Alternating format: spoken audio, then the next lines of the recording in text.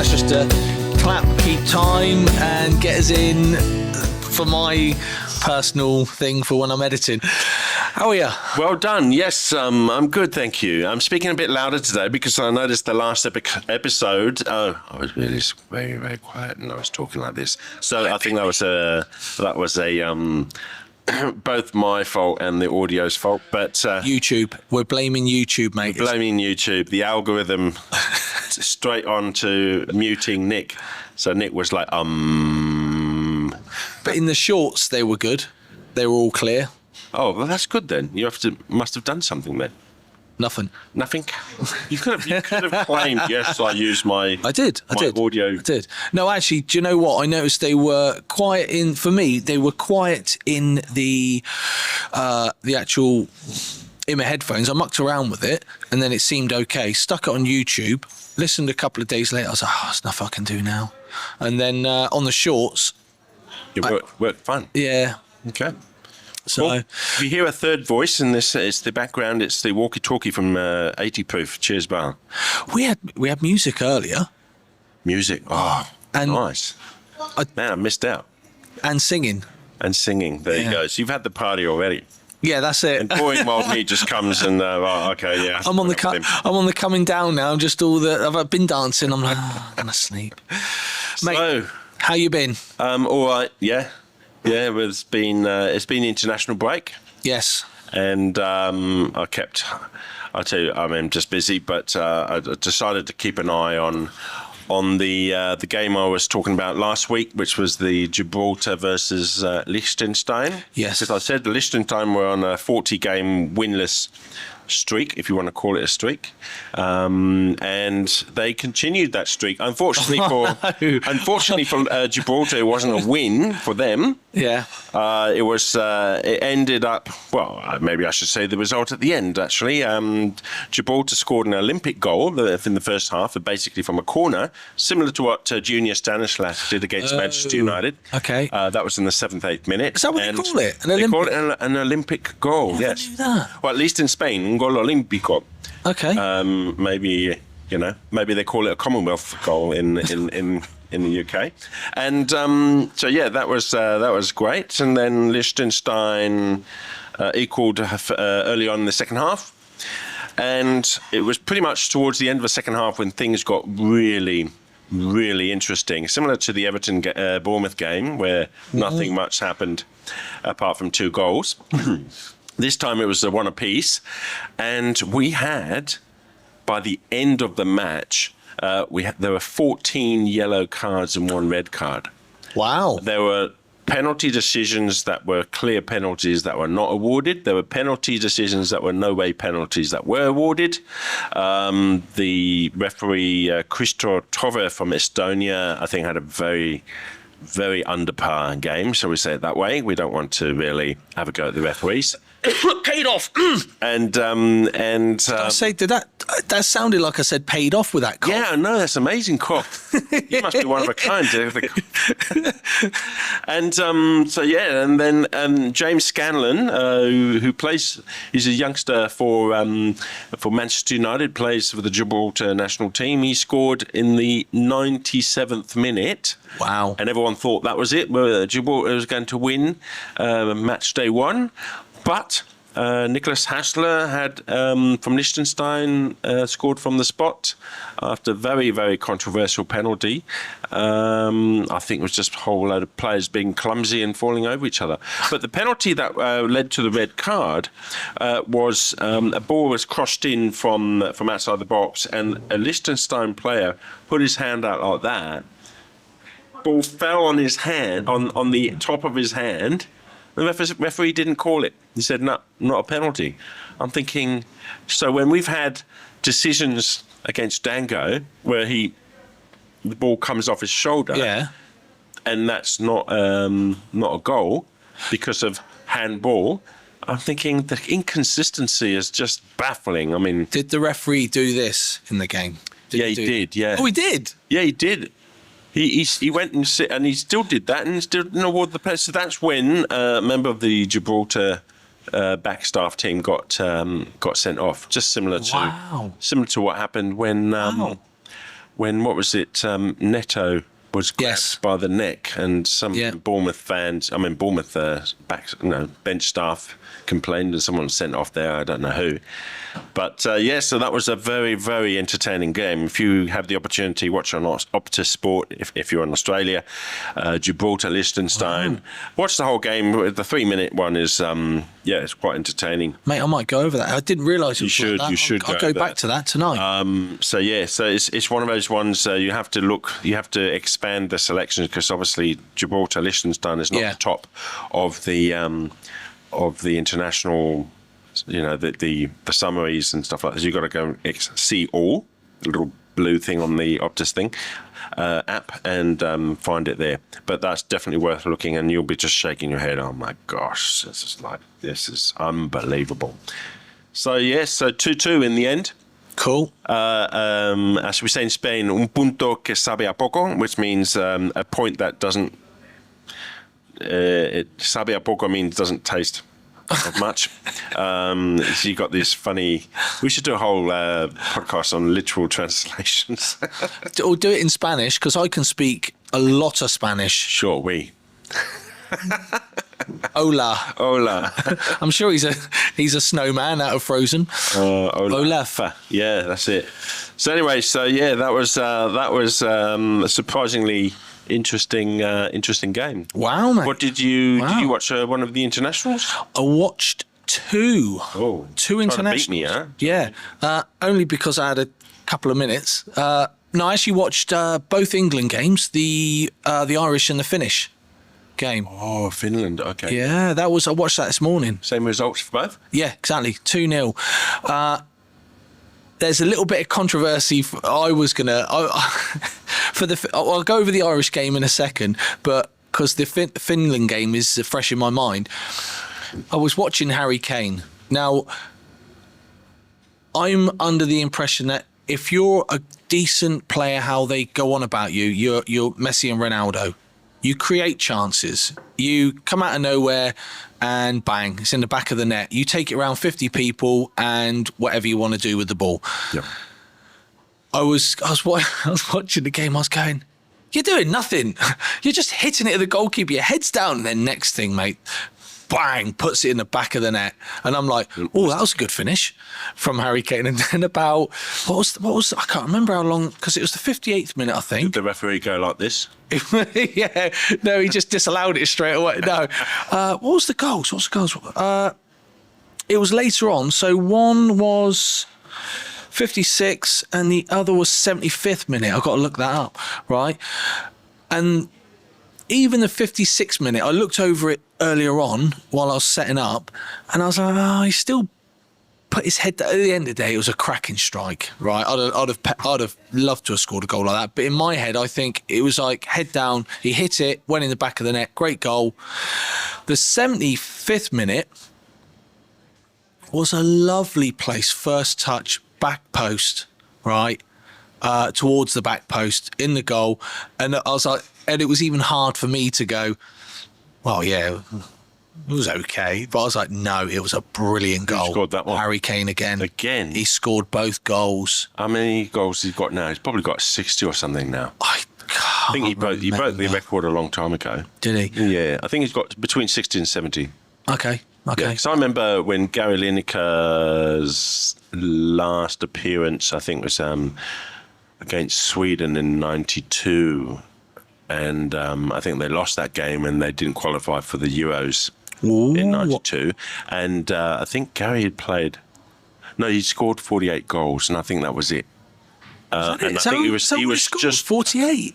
Yeah, but he was a couple short of the record, and I can't remember who broke the record. Whether it's a Bobby Charlton record, yeah, and then Rooney broke that record, and now Kane has broken that record. So you can't argue with that. I'm very negative when it comes to these players. I really am, and I'm. Well, you're an Arsenal supporter. I mean, Oh, I found this top. No. Well, I saved his skin because he changed into the Arsenal top. He had it inside out. You shouldn't have said anything. I shouldn't have said anything. And but you would have I'm just saving it for the viewers' convenience because he would have had a strip on the spot there. So I thought, I can't. With put these subject them lights, to that. if I'd have stripped off again, it'd have just been like white reflecting off of everything. It'd have been blown open.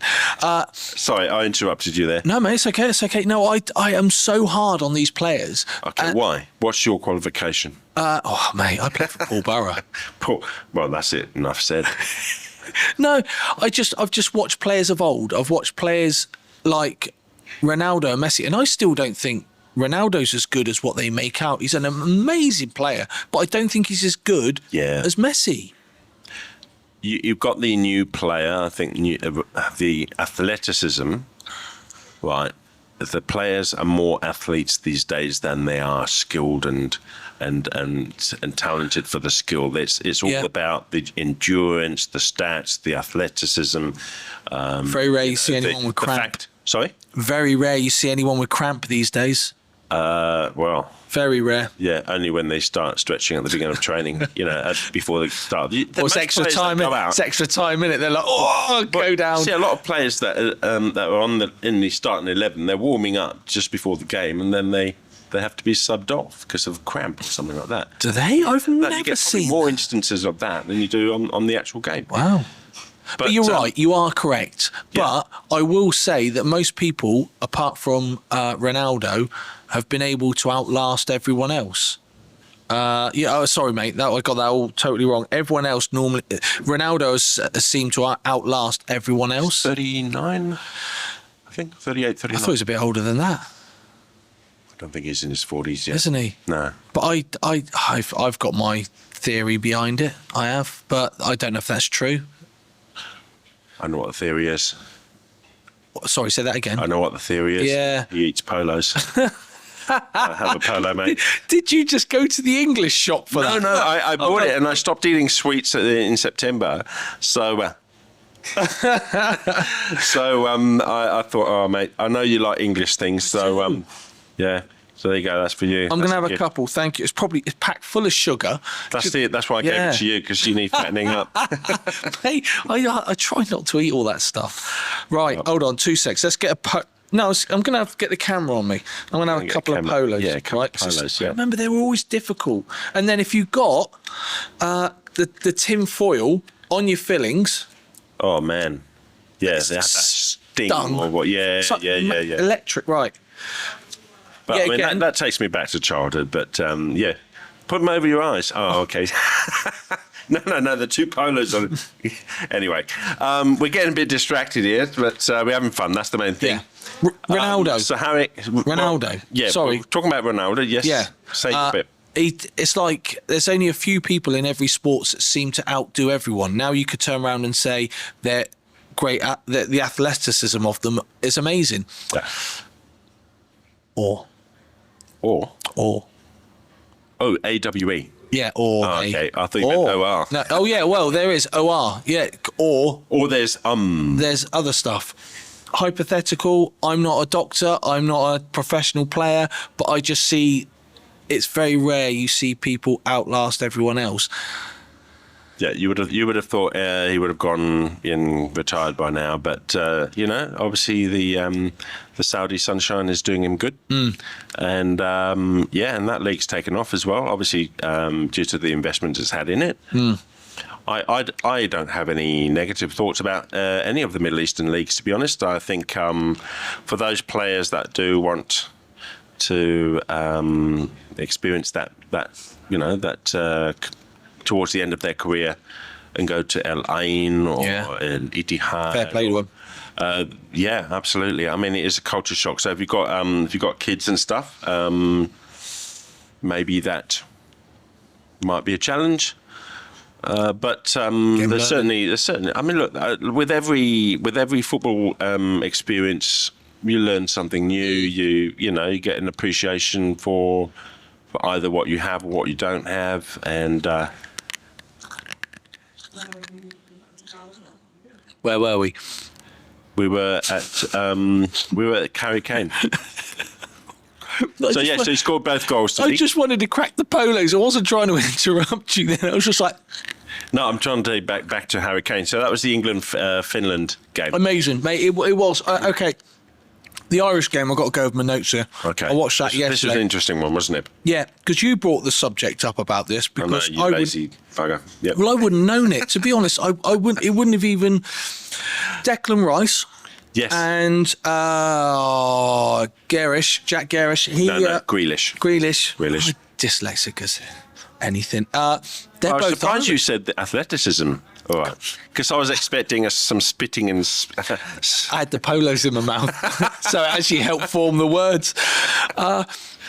They played for They played for Republic of Ireland. Did they actually play? Yeah. Oh, I brought it up because I thought they had the ability to play, but no, they played. They played. They played. That's what I heard on Optus. They actually played. They did a Dean Huijsen. Exactly. Yes. Yeah, they did. Yeah. Under 16, under 17, under 18, under 19 for Holland, and then all of a sudden, Spain under 21. Eh? What are you doing now? Polos. See, I shouldn't have given it to you. This is what happens. I'm going to put the last two right there. Last two, put them over your eyes. Come on, this is going to be a short. Look into the camera. I don't even know where is the camera? Look into the light, Carrie-Anne. Right. Yeah, clean. Good. All right. Okay, I better talk whilst you... Yeah. So I didn't realise they actually played. So it was an under 16, under 17 or something like that. Yeah. Yeah. Okay. Oh, I'm saying, yeah, I actually don't know. I haven't looked that further because I watched the game yesterday and I was like, oh. You did a search for I just watched what they played. Okay, well, no, this is commentary. The commentary said this. So did commentary say there was an issue as well, or did the commentator say? Can't say he these days. It could be a he or she, couldn't it? Did he or she actually say that? Because they must have gotten some booze. They got some stick. They did. So when obviously without going over old ground, the Irish and obviously Great Britain is, as years gone by, there's always a bit of problem. But singing the God Save the King, which is still quite weird to me, saying the King. It is. Do you know what I mean? It will never. For me, it will never be the King because we've had a whole lifetime of Queen. So it'll be a next generation thing, I think. Yeah. There was a lot of booze there, but yeah, by all accounts, what was it? What were you telling me about? There was something in the crowd. I actually never saw it on the game, on the Optus Sport. What was it they had in the... Was it like snakes or something? Yeah, they had a banner. So they had Welcome Back or something like that, and it had a banner. And on one side it was Grealish. No, on the left side it was Declan Rice, and the other side it was Grealish, and they had two snakes. Wow. Now, you know my thing about snakes. There's only one snake really in the Premier League, but now there happens to be three. So welcome to the snake family. There's three. Oh, wait, there's three. Now, I didn't know this. See, Lee Carsley. Oh yeah, Les Carsley. Les. Is it Les or Lee? Lee. I thought it was Lee. Okay, is it Les? Lee. No, Les. That was Les Ferdinand. I don't know. I think we need to bring Glenn back into this one. No, because when you said that, I'm like, oh, did I get that right? I know it's his first game. Actually, it was... Lee. I think it's Lee. I think it's Lee Carsley. Yeah. Both the managers, the Republic's and England's, it's their first game. Proper. Yeah, first game in charge. So that's probably going to be nervous anyway, but... He used to play for Republic of Ireland. What, Lee Carsley? Yeah, that's what they were saying. Ooh. Yeah, so there was three of them. But I don't think that they worried about Lee. No. It was obviously Declan and our Jack. Well, there you go. Lee could be Papa Snake. Yeah, Papa Snake. So there's four. They keep breeding like mad. Yeah, but he took the England, was it under 21s to the final? And I think... Of what? I think it was it the Euros? I think it was the Euros, wasn't it? And won. Did he win it? Can't remember. Yeah, but he so obviously that's why he's in charge at the moment, and he's still only caretaker. We know what's going to happen in Lancaster Gate. I mean, Soho Square. We're going to touch on this. About that one. Yeah. He's going to be the caretaker, and then there's no one coming forward, and Eddie Howe doesn't want the England job. And guess what? He'll be announced as the new England manager. Yeah. You heard it here first on Nick and Matt's podcast. Right. Right. The game, mate. Was it good? Was it I'm not gonna lie. I hate watching England Why? because they are boring. They are absolutely I thought boring. that was Southgate. No, it's been England for a very long time, and I've hated watching them. But it was a great game. It was a great game. I thoroughly enjoyed it, mate. I'm not going to lie. For what I I'll let watched, Lee know. yeah. Yeah. Well, let's text him now. Yeah. Hello, mate. Yeah, thank Yeah. you. What a great game. I enjoyed it. Are you still going to stay after Yes. this? He is. Send? Yeah, he already said yes. Lol. Okay. No, I really enjoyed it, mate, because I don't like watching England. So what was different this time round? Bit more attacking. Bit More more head down and shooting. And, well, that was Finland, but actually, a bit more- he didn't score, did he? Kane didn't score. No. Oh, actually, who did score? Surprise, surprise. So I can't. In the right order, it was Rice. Declan scored the first goal, which there was a few boos. Yeah. And then that was quite. That was 10 minutes. About 10 minutes. 11 minutes, right? And then 25th minute, Grealish. I don't know, mate. To say he's Yeah. he's a good guy actually. Grealish. Yeah. I've seen a few shorts and videos of him, and you know when the players shake hands and stuff, and then there's some kids or a kid in the background. He makes an effort to shake their hand as well, even though the officials. He says no. Why? So, I don't know, just Why the protocol. You know what it's like in. Don't get me started on that. I won't. Okay, so that was 6 points out of first two games. Yes. So that's a great start. Yeah. Oh, they must be top, surely. I haven't looked at the table. They must be with that. But yeah, I mean, when you win the first two games, and unless some other team you haven't played, sounds good. But I will say, they look great. I enjoyed the game. They don't look like. I know it's only one game in from Lee, but literally for the new management, two. Sorry, they don't look like world class, but they look really good. But they look European class. Yeah, we'll go with that. Yeah, I'll go with that. But yeah, no, I thoroughly enjoyed it, which I don't normally like watching England. Okay, well maybe this is the start. Maybe Lee's trying to get them to play a certain way. I've heard good feedback, so I think that's let's see what happens. Yep. No, thoroughly enjoyed it. So yeah. Right. I was going to switch only briefly. Yep. To Asian Cup qualifiers. Yeah. Now I have. I'll speak because you've got polos in your mouth.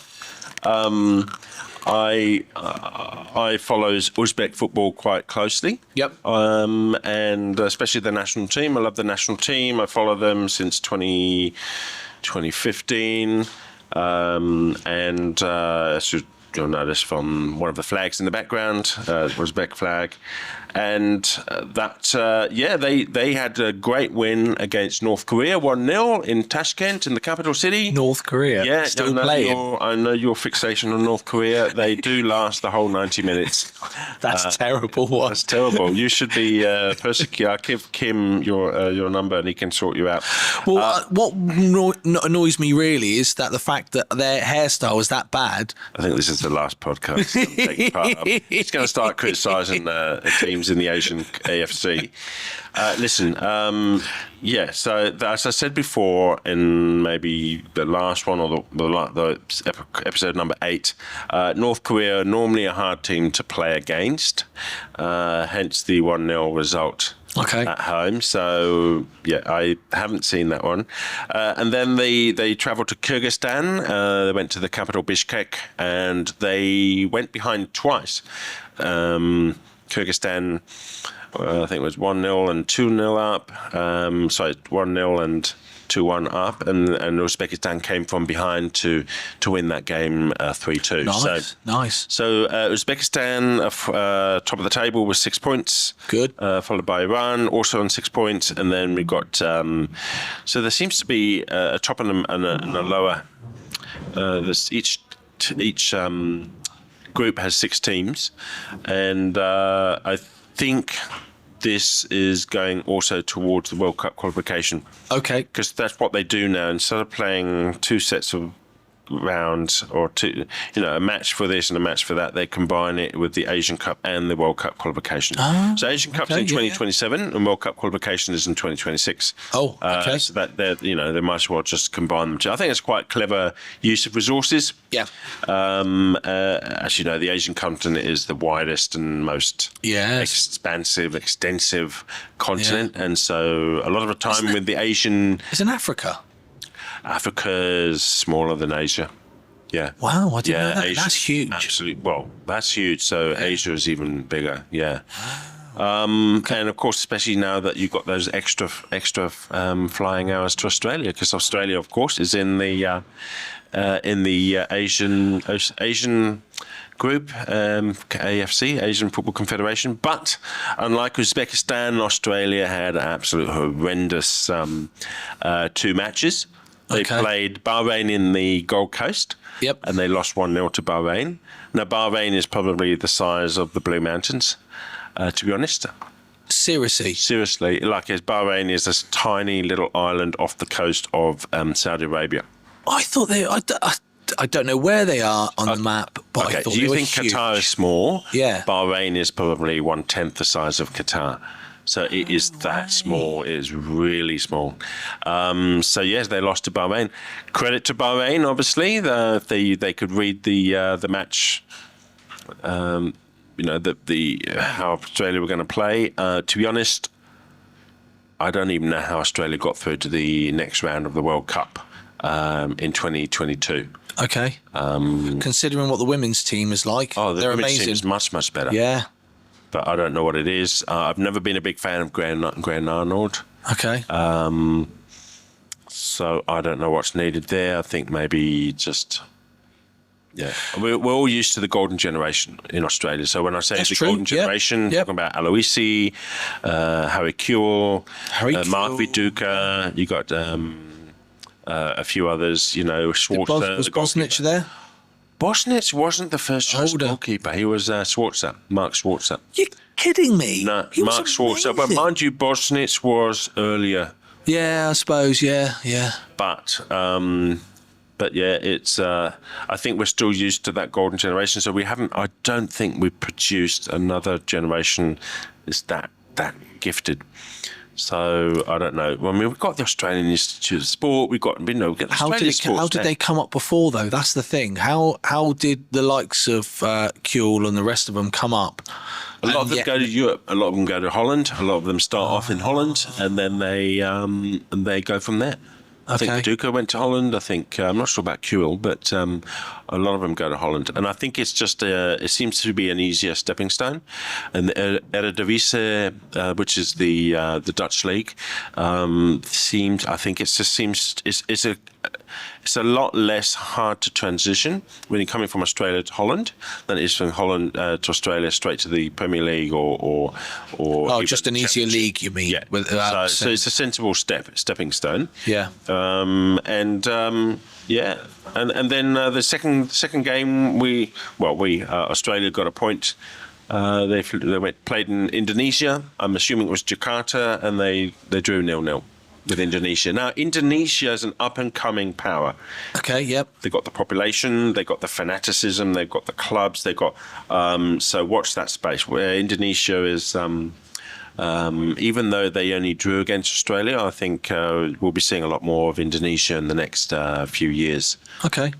So don't write any Asian national team off, because you just don't know. Iraq, for example, or Syria, I mean, they are tough opposition. Even Palestine, tough opposition to play. Are they? They are, yeah. Syria's not in the group stage this time around, but Iraq and Palestine are. And never write. That's the downfall. If you start writing off teams, they're a small team, then they're going to come and bite you. Well, like last week, 1994 and San Marino in England. Don't write them off. They smashed a goal in under a certain amount of seconds. November 93, but yes. Was it 93, I thought? Close enough, yes. 94 was the World Cup, but yeah. Yeah, so, England were caught napping, weren't they, for that goal? Yeah. So yeah. So that was the Asian qualifiers. That's what I was going to say to you. You asked me to watch those games, didn't you? You said have a look at them, just to watch them. I couldn't find them. No, That's interesting. Where did you see them to? I didn't watch them either. Well, you obviously saw the highlights, and you Paramount. On Paramount, I used to have a subscription to Paramount. I think it expired, so I would have watched them. And see if it goes in now, because I had a weird thing happening in Paramount. So you've got the Paramount happening, got SpongeBob popping up, and no, I have to renew my subscription to Paramount. So and again, never mind. Never mind. No, because what I was going to say is I went online. Oh, Channel 10. Is it Channel 10? Channel 10 have have some kind of agreement with the national team, I believe. But, okay. But I went online, couldn't find it. I put in Asia Cup 2004. 2000. There we go. Well, that's why you couldn't find it. 2004. 2024, and it gave me basketball. Because it's Asian Cup 2027. That's why. Oh, for God's sake! Don't worry about it. That's the silly thing. I'm trying to find it. I was looking it up. With the limited time that we've got anyway, I'm trying to find it, and then in the end, I'll just go, well, Australia football, and it doesn't direct you to the games. It doesn't direct you to the channel, and that was Google. Yeah. Google. Do you use X? I've got it. I don't get time. Yeah. So you go search for the Socceroos on X. Socceroos. And it'll do that. Well, they'll have some shorts at least. Okay. So that'll be a start. But anyway, yeah. So it was interesting. Look, I love club football. I miss club football when the internationals are on, but I think this time around it's been interesting set of games. I'm really good at predicting win, loss or draw when it comes to the internationals. I pretty much get every single one. You? So I go to the optussport, I go to the internationals tab, and I flick through them. I'm thinking, yep, that's a win, that's a loss, and I get them all right. There's only one that I didn't get right, and I think it was the Denmark versus Serbia, which was 2-0 to Denmark. Because the only reason I made that call was because Serbia played Spain 0-0. Yeah. In Serbia, and they managed to hold Spain at bay. So I thought, if they could do that, then when they go to Denmark, but Denmark's one of those teams, the dark horses. Where at what stage, are they in a really bad stage or in the good stage? You just don't know unless you're following Denmark. Okay, it's one of those teams where, you could easily get the result wrong. So, talking about results, yes, let's do our Premier League match day 4 prediction. Hold on. Okay. Drum roll, please. All right. So, I'm actually going to write these down because I've done a little. I know it's upside down, but it's a little thing. All right. So we have first game of the weekend. We've got Southampton versus Manchester United. 10-0. No. Okay, win, loss or draw. Win. Okay, So we're going to do that rather than the. Where's Southampton in the league at the moment? Do you know? Well, do you know what? Your Oasis tickets. 0. Okay, so. Come on, this is not a hard one. It's just brought back bad memories of the last couple of weeks, mate. That's all. No, I would say Man U win. Man U win, yes. Yeah. And I think. Yes, how are we going to do this? W. But a W for what? So I'm going to put. I'll do it the Spanish way, because when we go, if it's a 1, it's a home win. If it's a 2, it's an away win.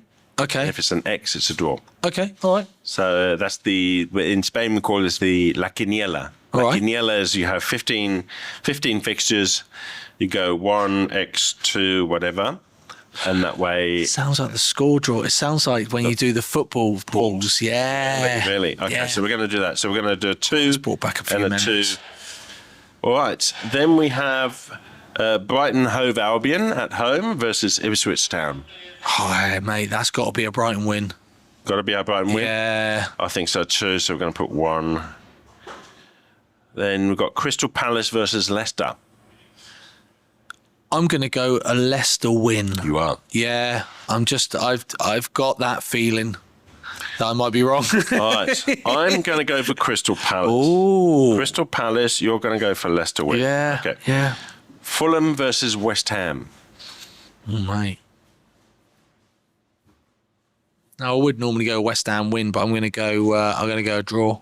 Going to go draw. Yeah. I'm going to go for West Ham win. Yeah. You're going to go for draw. See it? Okay. Yeah. Sorry, it's written in there now. That's it. Since Can't change it. Can't do it. Now this is Liverpool versus Forest. Oh, mate, look, don't. We should. I think the first result that you mentioned. We should scrap this bit because I feel sorry for Glenn. No, there'll be some bad comments. By the way, comment below, please.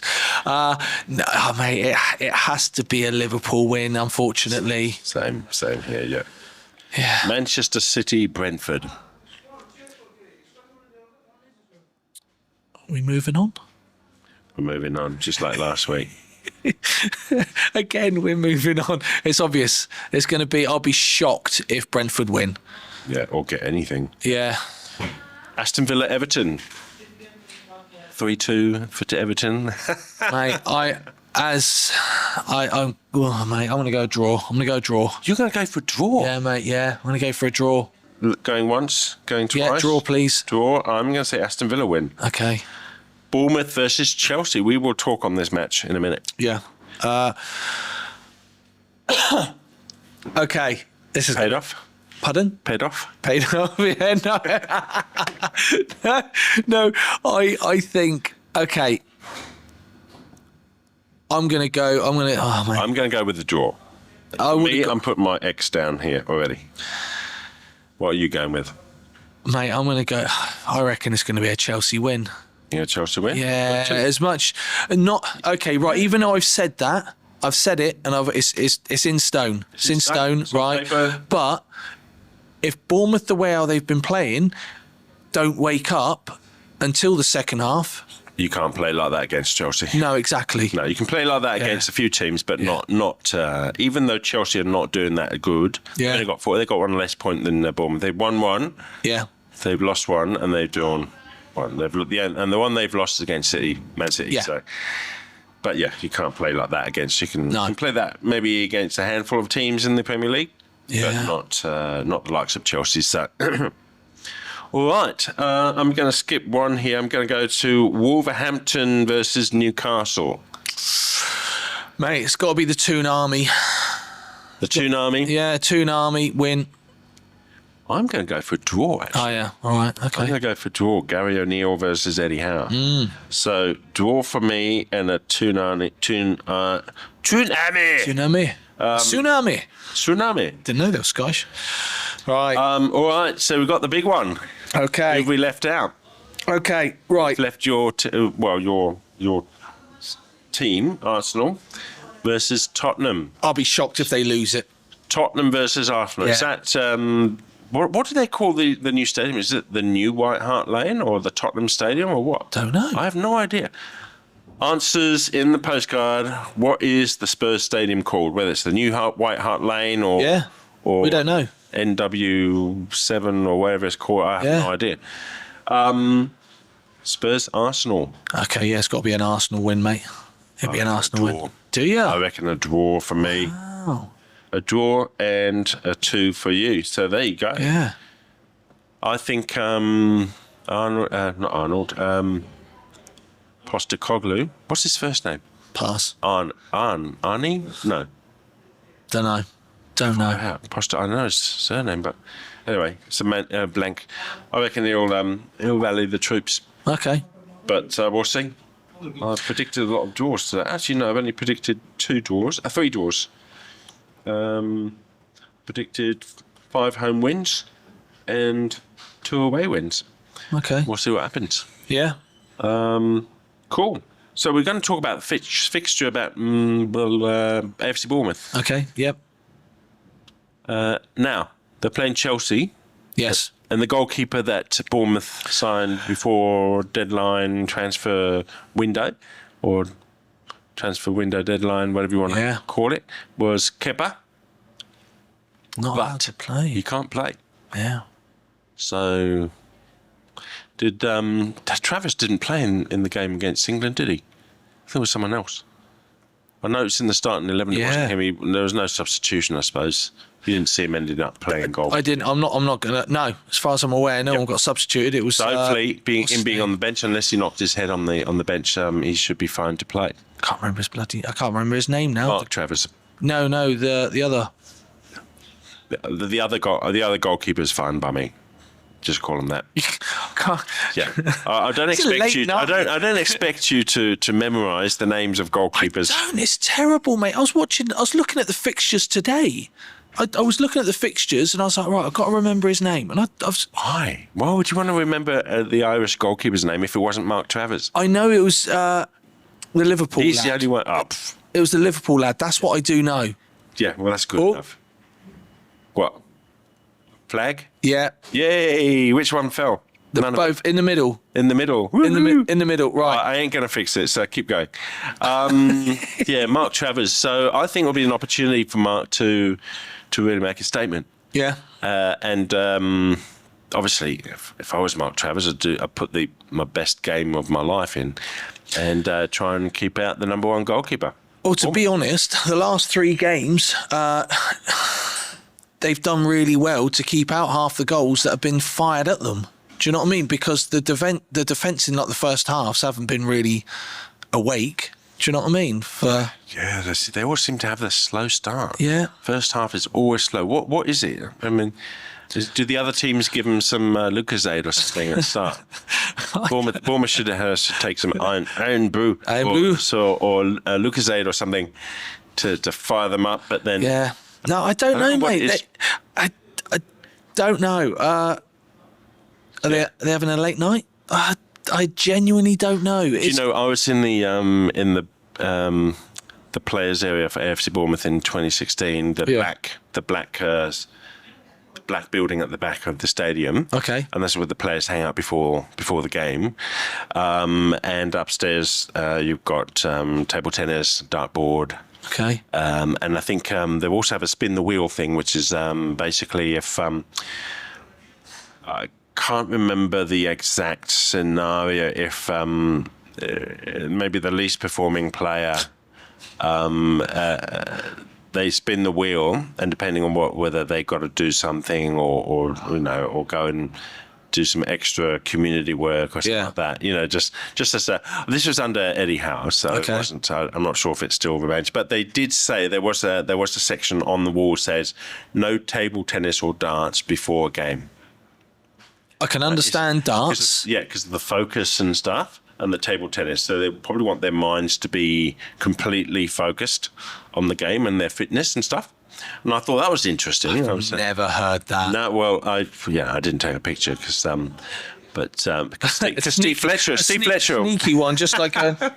Steve Fletcher was with me, and so yeah. But I remember seeing that. I'm thinking that's interesting. These are things you don't really see behind the scenes, and that was interesting. I'll tell you about my trip to Bournemouth in 2016 some other time. I can sort of beat that. I wasn't aiming at... No, I know, but just a figure of speech. So I used to play football with Peter Marinello, right? Who's he? He was the Scottish George Best.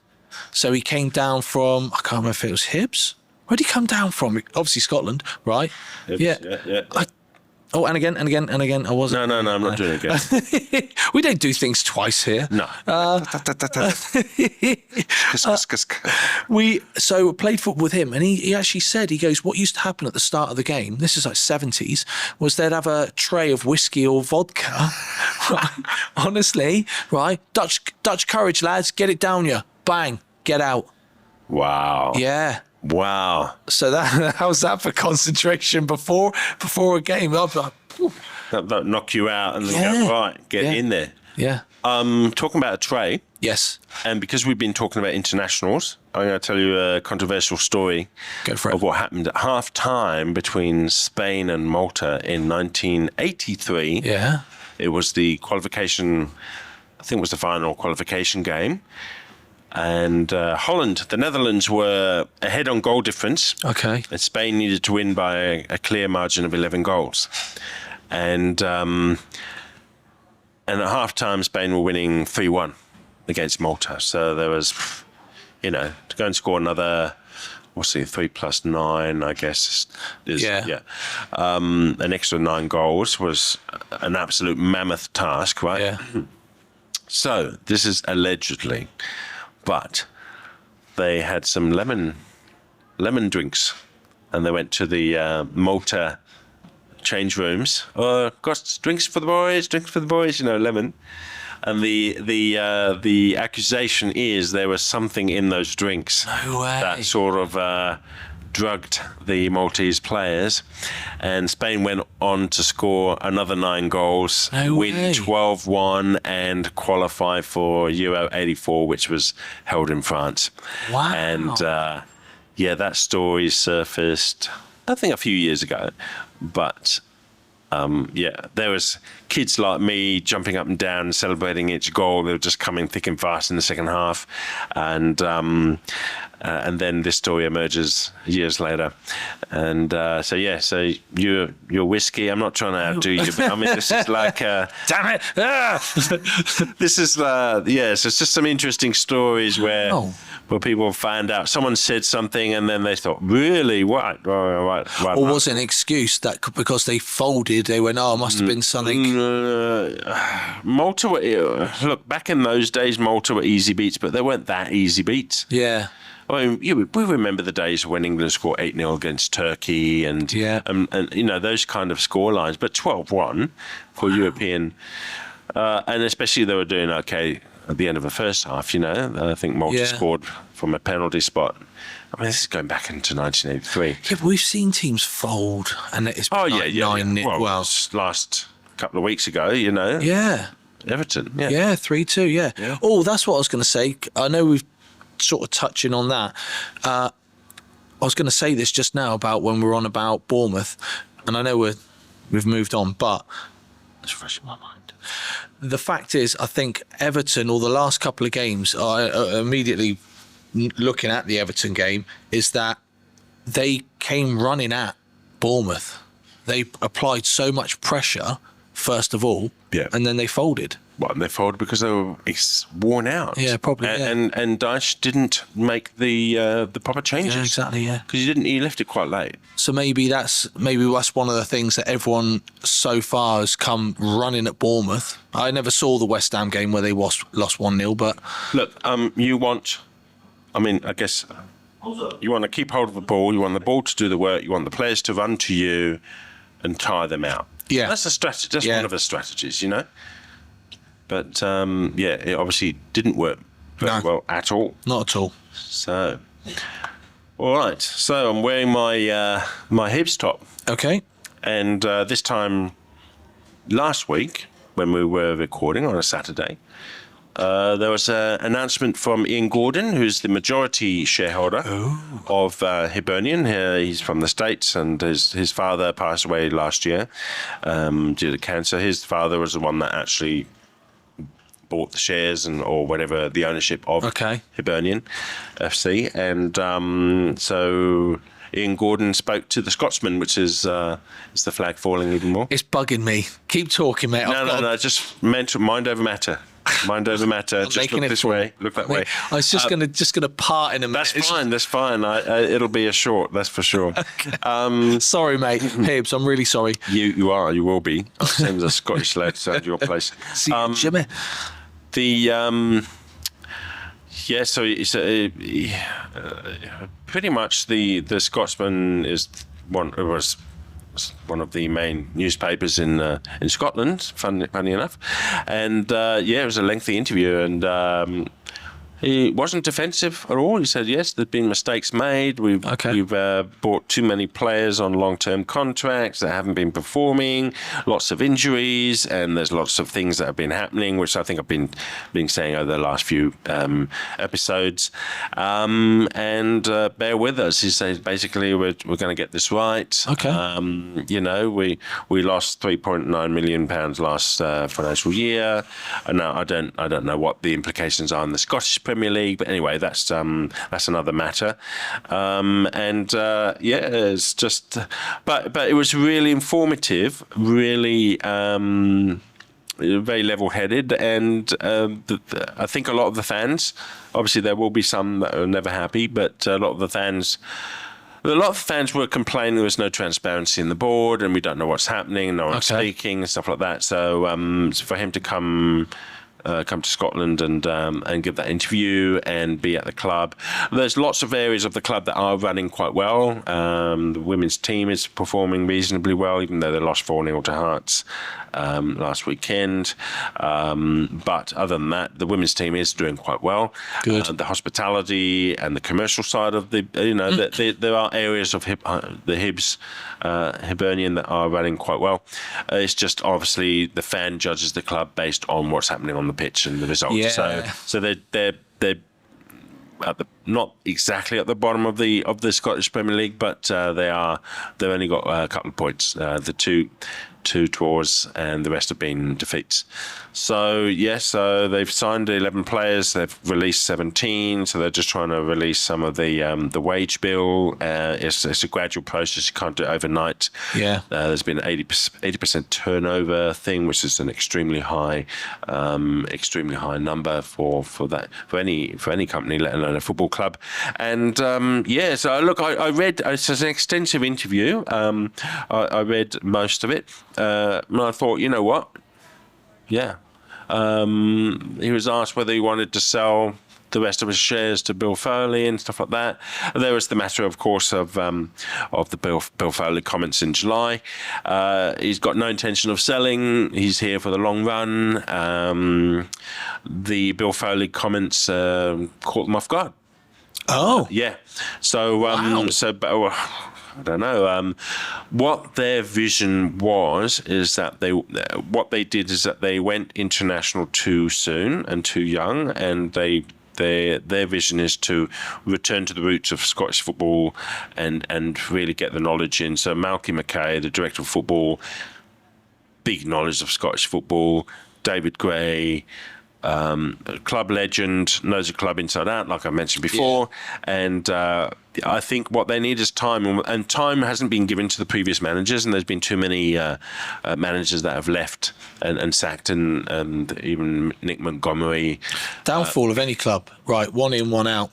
Yeah, look, it works. Like if you can't have 3 in, 2 out. Listen, it works if you hire Sam Allardyce, but no one else. You know what I mean? Big Sam has always been the one to turn things around. I think, mind you, the last club he was appointed too late. But who was that? Who was that? They went down. Who was that? Because that was. Was it Burnley or was it something? No, it wasn't Burnley. It would have been.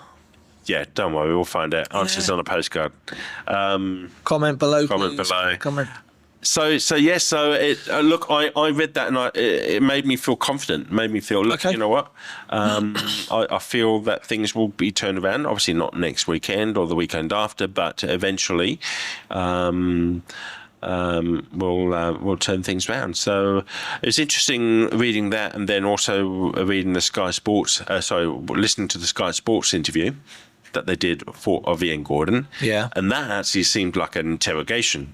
Ooh. It was like bang, bang, bang, bang, and he handled it really, really well. I was thinking, wow. But that's the way they need to talk to him. Grill him. You need to grill him. Yeah, he's been grilled. I mean, look, I don't think he was expecting anything less. Yeah. Right. But he said, well, what about this and what about that? And well, no, you did this, that, and the other, and what are you going to do about that? It was like bang, bang, one after the other. And I was thinking he was just keeping his cool and just answering, and he wasn't sweating or going like that. It was, so good. I got high hopes. It might take a year or so or more. A lot of people are asking about the 5-year plan, which is what his father said in 2019. And to be honest, Hibernian actually did well during the COVID years. A lot of clubs. Well, they didn't make a loss, and they were able to sustain themselves quite well. It's just in his last few years they've had these really long contracts and injuries and underperforming, and last season was quite a disappointment to finish below the top 6. Okay. So that's the piece of news that from Hibs. Yep. And it's going to be interesting next few games. We'll see what happens. Which leads to our Lancaster Gate. And I said last week that no, FA's at Lancaster Gate. They like the smell of the wood and the carpets and stuff. Hold on. There. Hold on. But what was I saying? I'm sure there's something there. And this isn't a dig at you. I'm like, I went, no. sure. And I'm going, because you know what my brain's like. Do that again. That's it. And then it fires. It just goes. And then it goes. Oh, we don't do things twice here. Yeah, we don't. No. Right. And I was like going, I'm sure it was. And then I genuinely accepted the fact that I was going, yeah, now I got that wrong. But you were right for 9 years. So what happened is the FA has been based at Lancaster Gate since the early 1930s. And in 2000, they sold the building for £7.5 million. Which seems like nothing. Nothing in London. In London in 2000. So I don't know if there's any financial fair play going on there, but so they sold for 7.5. Maybe the deal was that they sold to the developer, and the developer also chuck a few extra bricks and sand and mortar into the new Wembley Stadium. Who knows? Oh, sorry, I thought you meant they threw a couple of extra backhanders into their way. That's what paid off. Allegedly. Sneeze again. That I don't know, but then they moved to Soho Square. Okay, so it was about that time. I think when it's one of those quaint London squares. They've got their nice little square gardens. Yep. I mean, literally square. Yeah. And basically they were there until the Wembley Stadium was finished, constructed. And so they moved into the Wembley Stadium, which makes sense, really. I mean, if you're going to be the Football Association, why won't you be based at your iconic national stadium? Which is in the centre, well, not the centre of London, but Neasden, Wembley area. Other national stadiums are based in the middle of nowhere. I know, for example, the Maltese National Stadium is based in Takali, which is in the middle of nowhere. So I've been to that area. But it's this. I'm being totally honest when I say this, and I'm not trying to joke around. Is it on any bus routes or anything like that? No. Trains? We how do we get around? Because we did a lot of busing and stuff like that, but I think we actually had it was a university second year tour. Okay. And we went around it was a great place for 1 week. You spend 1 week in Malta, and you get to see quite a lot. Okay. Yeah. Hire a car or hire a Jeep. We hired Jeeps against the lecturers' recommendation. And whilst we're on the topic of Maltese football, I think it was a Tuesday night. We'd been there for about maybe 1 or 2 days. I went for a walk. We were based in Sleema. I went for a walk. I saw these stadium lights on, these floodlights on, and I thought, I'll go and check it out. So I walked in. This is team training. So I speak to a couple of old boys. Yeah. Said, which team is this? And they said, Sleema Wanderers. Sleema Wanderers, which they have won national titles in the past. Okay. I managed to engage with a couple of Maltese Sleema Wanderers fans. Brilliant. It's just these stories out of the blue. Yeah. Not everything is Premier League. It's also Scottish Premier League. It's about Maltese and Gibraltar. I mean, Paul Borough. We'll talk about any. There's a story and there's something to it. I remember coming back from the trip to Malta, and the lecturer said, "So, did anyone speak to any locals?" And said, "Yeah, we spoke to locals." And he said, "Yeah, but locals that weren't part of the service industry, they weren't driving a bus, or they weren't at an attraction, like a resort or something." You get the honest answers then. That's what happens. Yeah. I was the only one. To put my hand up. So I spoke to these two old boys at outside the training ground. Well, inside the training ground for Sleema Wanderers. Wow. Football. So there you go, another football Brilliant. story. So we've got that, we've pretty much covered everything. Have you got anything else to talk about? Nah. Football-wise? Not football-wise, mate. I will say, we haven't discussed this. This is just off the cuff now. We do need to thank Cheers. I keep absolutely. looking because, they let us use their premises and everything. And so yeah. Come to Cheers Bar. This is the premier sports bar of Sydney, open 24 hours. We will be watching some games here shortly. I'm actually going to create, as part of the AFCbournemouth Sydney supporters group, which I have founded and manage, we'll be watching the Liverpool game here next week. It's a midnight kickoff, but we know that all the games featuring Liverpool are shown on pretty much every single screen. Vanessa's a fan, and she's going to be there. I bet you. Not yet. No, still in Europe. In Europe. Yeah, not back until end of September. Yeah. So that's going to be cool. Because the only thing I'm thinking of, if we lose, she's just going to give us stick. She won't. It's cool. You think she'd give you stick? Maybe she gives you stick. And actually, about talking about sticks, I've got a segue to Auckland FC. Yes, another win. Yes. Another win. After mentioning the flagpole stick inside the Auckland FC flag, which I wanted to purchase over the thing, and then I found I couldn't purchase it because we don't ship flagpoles to Australia. And I'm thinking, well, how about you take the flagpole out? I went online on Monday, and guess what? You can actually order it now. It says, and then it said on the bottom of the thing, it says, flagpoles will be included for pickups and for any postage overseas will not include the power flag. To the people. So shirt size chart and now a flagpole. Thank you, Auckland FC. We love you. And comment, please tell us, whoever this is that's watching this, tell us. Come on, or even if it's a private message, tell us. We want to know because someone's obviously watching this. It's probably not Dale or Matt. So a shout out to the new Auckland FC podcast called Nice Drop of Port. I've been watching their two podcasts so far.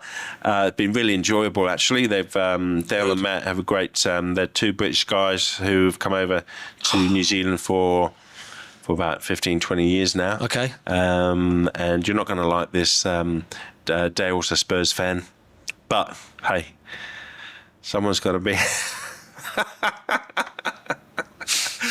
No, it seems like a really nice guy. So I've been enjoying, because you can only get so much from going on the website and following the X account, and to hear some fans talk about, a brand new club, which is another great thing, isn't it? When you've got a brand new club that's starting, you only get to experience that once in a lifetime. Beginning. I've had that once before with Atlanta United. All right. When they set up in the MLS in 2017. I started following Atlanta. As soon as I found out that their kit was red and black, I went, wow. I'm in. I lived there and I worked opposite the old Fulton County Baseball Stadium. Nice. So big shout going out to Reg. Reg. You all right, mate? And so I've experienced it, and it's a great feeling. It's everyone wants to chip in, everyone wants to write songs or do this and the other. The port is the Bay 22 supporters group for Auckland FC, and a nice drop of port. I mean, what better way to mix football and a nice drop of port into the mix, and so we're following. We've already subscribed, so great. We'll put the link down in our description for those who want to follow Auckland FC. And no need to be like that, mate. I'm getting vicious. There's a fly buzzing around, and I was watching it on your face, and I'm like this. You were talking to me. I'm like this, going. You were expecting me to go like this. No, I was expecting your tongue to come out. So look, we like to help. We like to grow the whole YouTube community. Yes. So we can hardly talk with any. This is our 10th episode. Yes. 10th. Congratulations. High five. High five. Yes. 10.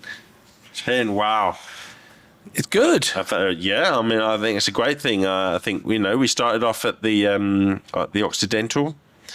Then we were homeless, so we sort of got in the gypsy caravan and moved around a bit. And then Cheers Bars, we've myself personally have had over a 10-year relationship with Cheers Bar management and stuff like that. So they are good. Yeah, again, without going over old ground, they are good here. They let us use this facility, so we can't say we can say a bad word, but there is no bad words to say about them. They're brilliant. So thank you, Cheers Bar, again. Great food. Come down, food, drink, 24 hours. Yeah, what else do you want? I mean, you've got screens everywhere. Yeah. You've got, huge. There's a huge one there looking over your shoulder. That's what we watched the Forest game on. That's where we watched the Forest game. We got the good seats that night, didn't we? Yeah. Sharpening those elbows to get in there. The moment they got up, those people who were watching last game were like, get out of the way. That sprinted in there. Commando rolled over the top. Yeah, so it's a great venue. So yet again, you've got three floors as well. That's the great thing about it. Like you have the street entry floor, the main bar, and you got the tables scattered around, and then you can order the food. The food is great, and the people as well. So and it's there's never too much trouble to get in and watch the game. Yeah, true. Except when it's packed, but it is packed. Just get in early. Yeah, but it's quite funny, really, isn't it? It was the Arsenal game, wasn't it? We were watching Bournemouth last season. 9:30 p.m. kickoff. Yeah, and I said to you again, I very rarely get intimidated or anything like that. I'm quite thick-skinned, but I walked in there and I was like, goodness, it was wall-to-wall Arsenal. And I was like, coming from an Arsenal fan. I know. Look at the shirt he's wearing. Yeah, but the funny thing is, I've supported them since a boy, right? And I've only supported Bournemouth since I met you, and come here. You met me. We went. You came to that 2019 that game we beat. Yes, we beat Spurs. Yep. 1-0. I don't remember this. Mark Travers was in goal. He had a game of his life. Soon was sent off. Okay. Sonny, whatever his name is, Soon or whatever. He was sent off. That was and Pochettino was managing Spurs. I remember that. Yeah. Mate. You said, "Oh, Bournemouth fan, yeah." No, no. There we go. Right. See, he's showing his true colours now. So let me put my hand there. I got put in touch. Literally, got put in touch with. I know the story. With Henzo, and literally, you with your bright, lovely little face. I literally came in, chatted to Ian, saw you, and then that was it. It was just like love at first sight. That's it. He's gone. He can't take it. And that's it, mate. So I lived over the road from.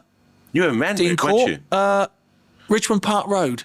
Richmond Park Road. That's where I used to live. In Sydney?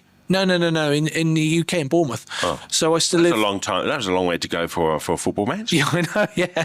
No, I've always lived in just by Botany, around Botany area, Brighton Le Sands. So that's not too far. But no, I used to live in Richmond Park Road. Yeah. And is that near where the old Portman building used to be? No, mate. That's a different Richmond. Yeah. Okay. Portman's what's it called? Well, that's long gone now. But I used to work for Portman Building Society. It's still there, mate. Portman Building is still there. Yeah, but not the society. That got taken over by. So we're talking about banking and finance now. We're expanding our repertoire to not just soccer, football, ballon pied, football, and foods and travel, but now banking and finance. Yes.